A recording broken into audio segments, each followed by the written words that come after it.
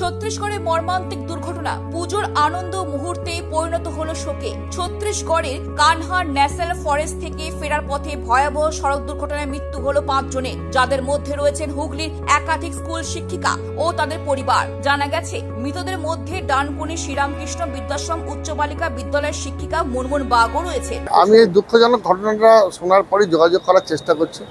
ইতিমধ্যেই আমি অতিরিক্ত জেলা শাসক আমাদের যিনি আছেন উন্নয়ন এই শিক্ষা দপ্তরে, তার সঙ্গে আমার কথা হয়েছে। তারা খোঁজখবর নিচ্ছেন। ডিস্ট্রিক্ট ইন্সপেক্টর যিনি স্কুল ডিআই সাহেবের সঙ্গে কথা হলো এইমাত্র, এবং এইমাত্র ওই স্কুলের প্রধান শিক্ষিকার সঙ্গে আমার ফোনে কথাবার্তা হয়েছে।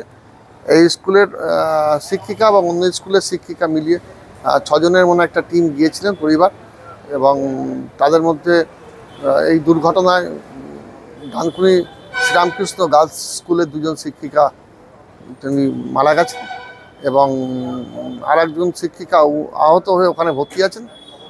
আর এই স্কুলে শিক্ষকতা করতেন 2016 সালে কলকাতার বিনোদিনী স্কুলে মনে হয় চলে গিয়েছিলেন কোনো শিক্ষিকা, তিনিও তার পরিবারের কেউ সব মারা গেছেন আর কি। এইটুকু খবর পাওয়া গেছে। যেটুকু পুলিশ সূত্রে খবর, সোমবার বিকেলে কানহার ন্যাশনাল ফরেস্ট ঘুরে বিলাসপুর স্টেশনের দিকে ফিরছিলেন তারা।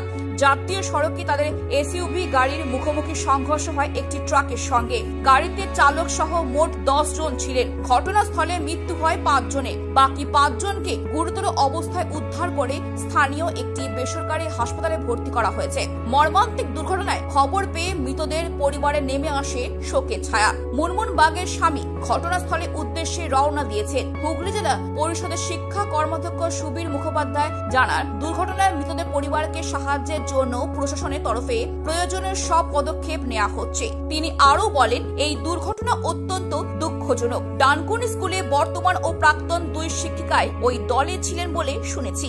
ছত্তিশগড়ের যে কোনো প্রয়োজনে আমাদের সাংসদ সাহায্যের হাত বাড়িয়ে দেবেন। একদিকে উৎসবের উল্লাস, অন্যদিকে শিক্ষক পরিবারে এই অকাল মৃত্যুর ঘটনায় শোকস্তব্ধ গোটা হুগলি জেলা। ডানকুনি থেকে প্রীতম সাধু খানের রিপোর্ট, খবর বাংলা।